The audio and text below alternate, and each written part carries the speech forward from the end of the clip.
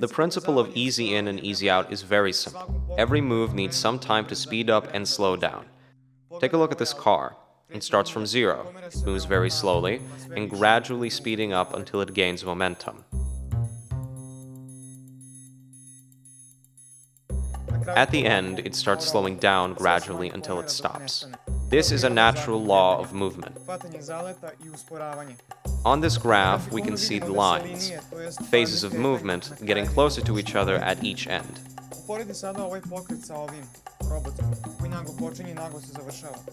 There are no dense movement lines here, and the movement thus looks rigid. Once you've mastered the principle of timing, you have created a natural movement speed, and the principle of easy in and easy out makes the act of moving look polished, smooth, and pleasing to the eye. You should always use this principle, even with the smallest of movements. Here is how it applies to various types of movement. Take a look at the graph of the movement of this character's hand. Here we can clearly see the lines at the end are very tense, meaning the movements of the hand get closer together at the end. Let's analyze this animation, made out of multiple movements. Movement 1. It has easy in and easy out. Movement 2 as well. The movement of squatting starts and ends with smaller movements too. Here in a jump, slow up is missing, and the body starts with a lot of movement. I did this to make the movement more explosive and exaggerated. Exceptions like these are acceptable, but must have an easy out at the end.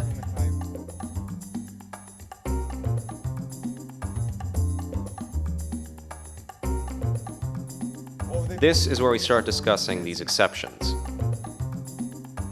So, easy in can be omitted if we want to make the explosive and fast movement.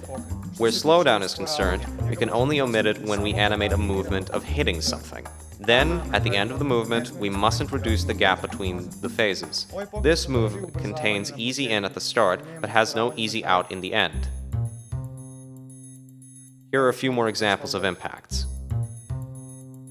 The move starts slowly, but stops in a cut.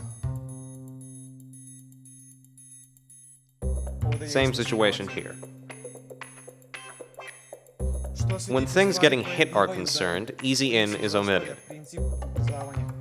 Let's take a look at the example of this ball. When the leg touches it, it translates its speed to it and it starts moving very quickly. Same goes for characters getting hit.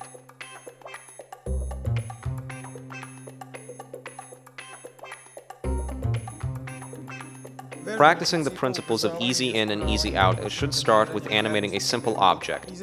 Animate the movement of a cup using the principles of easy in and easy out. We start with minimal movement and slowly increase it. Movements are synchronized in the middle.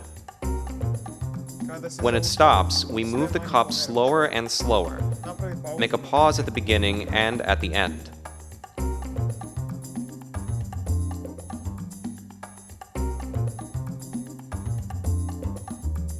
Now, make a move of a crash. Let the cup hit some object.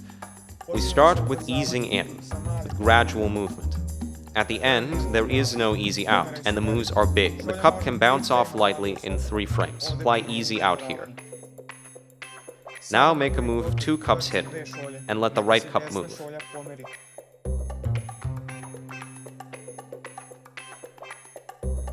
After they touch, left cup stops, and its movement is completed by the right one. We apply the principle of slowdown on it.